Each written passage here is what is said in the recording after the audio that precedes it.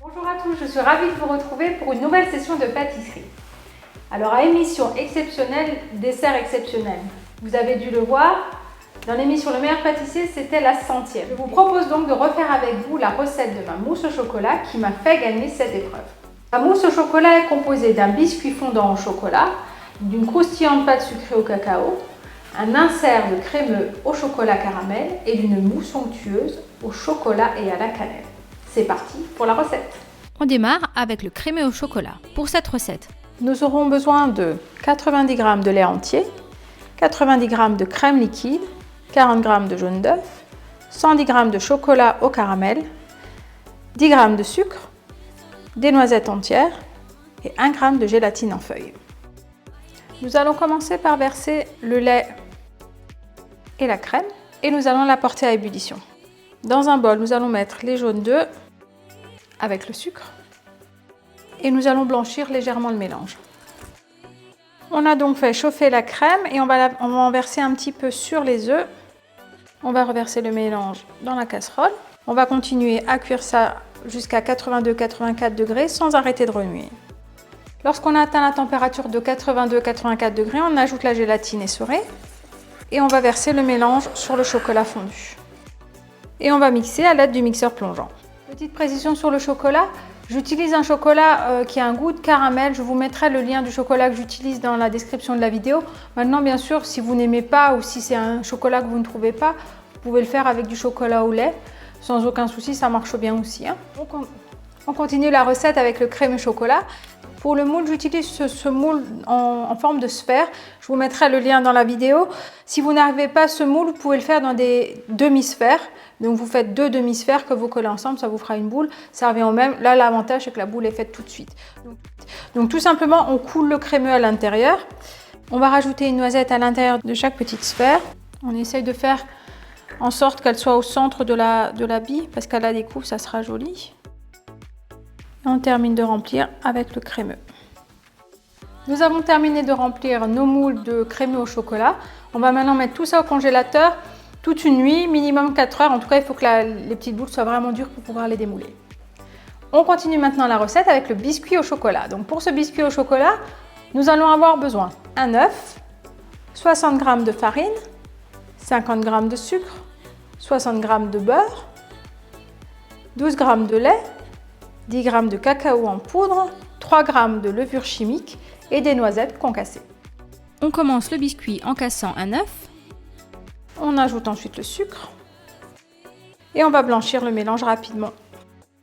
On va tamiser ensuite la farine avec le cacao et la levure.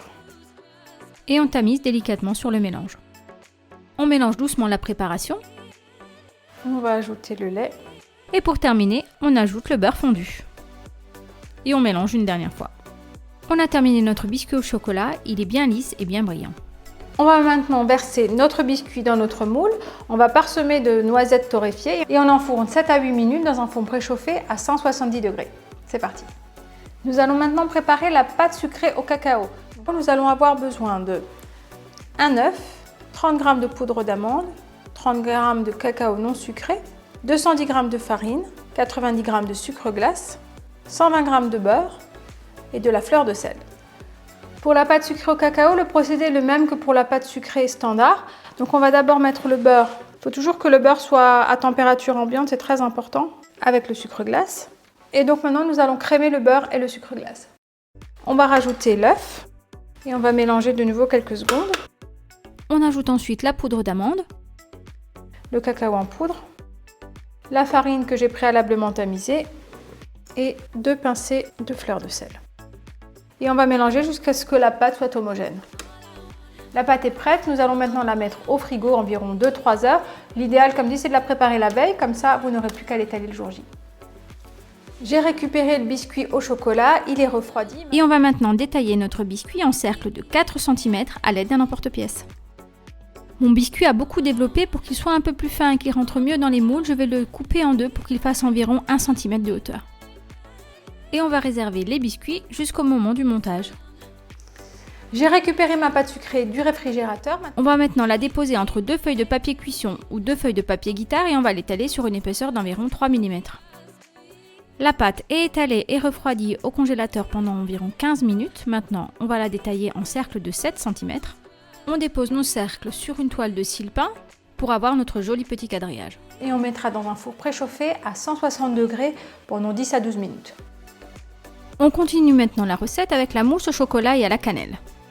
Nous aurons besoin de 55 g de lait, 55 g de crème, 2 jaunes d'œufs, 10 g de sucre, 230 g de crème liquide froide, 115 g de chocolat au lait à 40%, 115 g de chocolat noir à 70%, 0,5 g de cannelle, 2 g de gélatine en feuilles et un bâton de cannelle.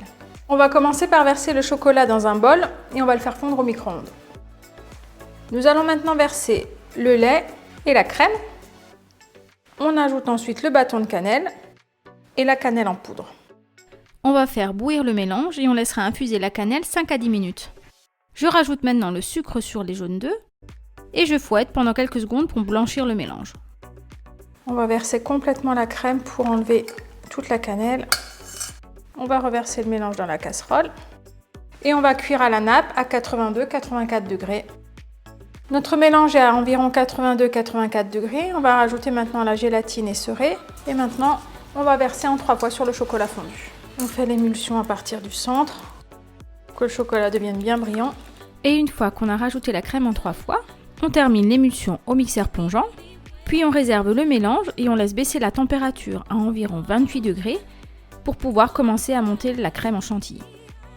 On verse notre crème dans le bol du robot et on commence à monter la crème à vitesse moyenne. C'est très important de ne pas trop fouetter la chantilly, il faut vraiment garder une texture souple pour que la mousse au chocolat reste fondante. On va verser une partie de la mousse pour détendre le mélange au chocolat. Donc là, le but, c'est de détendre le chocolat pour qu'il soit bien souple. Et pour finir, on va rajouter le reste de chantilly dans le mélange au chocolat. Et on va mélanger délicatement notre préparation à l'aide d'un fouet en soulevant bien délicatement le mélange à chaque fois pour que votre mousse reste fondante et légère. Dès que la crème est bien incorporée à la mousse au chocolat, on va la verser dans une poche à douille et on va passer directement au montage. On va commencer par démouler nos petites billes de crémeux au chocolat caramel. Puis on va remplir nos moules à moitié de mousse au chocolat. On va bien répartir la mousse à l'aide d'une petite cuillère pour éviter les bulles d'air dans le moule. On ajoute encore un petit peu de mousse au chocolat. Et on va mettre au centre de chaque empreinte une bille de crémeux au chocolat caramel. Pour terminer, on va ajouter le disque de biscuit au chocolat avec les noisettes vers la mousse. On appuie légèrement pour faire ressortir la mousse sur les côtés et on va lisser à l'aide d'une spatule pour avoir une finition bien nette. Le montage de mes boules de mousse en chocolat est terminé. On va maintenant les mettre au congélateur au moins une nuit pour qu'elles soient bien dures. Ensuite, on les démoulera et on les plongera dans un glaçage au chocolat. Pour la recette de ce glaçage miroir au chocolat, nous allons avoir besoin de 100 g d'eau, 165 g de sucre en poudre, 50 g de chocolat au lait, 100 g de chocolat noir à 70%, 35 g de glucose, 100 g de crème liquide entière et 9 g de gélatine en feuille 200 Bloom. On va commencer par verser dans une casserole l'eau avec le sucre, le sirop de glucose et on va faire cuire ce mélange jusqu'à environ 103-105 degrés. Le sirop est à 103 degrés. On va rajouter la crème que j'ai préalablement chauffée. On va mélanger. On ajoute les feuilles de gélatine que l'on a préalablement réhydratées et on mélange pour les faire fondre. On verse ce mélange sur le chocolat fondu. Et on va mixer le glaçage à l'aide d'un mixeur plongeant. Et pour avoir un glaçage bien lisse sans bulles, on va le passer au travers d'un tamis très fin. Le glaçage est terminé, on va maintenant le laisser descendre à 30-32 degrés pour pouvoir l'utiliser. Ça y est, la recette des mousses au chocolat est presque terminée. J'ai récupéré mon moule, j'ai démoulé les boules en chocolat. On va maintenant les piquer à l'aide d'un cure-dent ou d'un pic en métal. On les plonge délicatement dans le glaçage à environ 30-32 degrés. On racle bien les bords pour enlever l'excédent de glaçage. Et on dépose délicatement notre boule glacée de mousse au chocolat sur le palais de pâte sucrée au cacao. On enlève délicatement les pics en bois en les faisant tourner entre nos doigts. Et on termine la décoration de nos jolies mousses avec un petit décor en chocolat.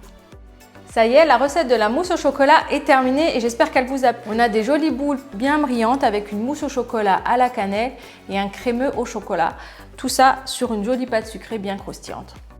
Alors maintenant, c'est à vous de jouer. J'espère que vous allez tester cette recette. Si c'est le cas, surtout n'hésitez pas à me taguer pour que je puisse voir vos réalisations. J'ai hâte de voir tout ça. Et comme d'habitude, n'hésitez pas à liker, à partager et à commenter cette vidéo. Je vous dis à très vite pour une prochaine recette.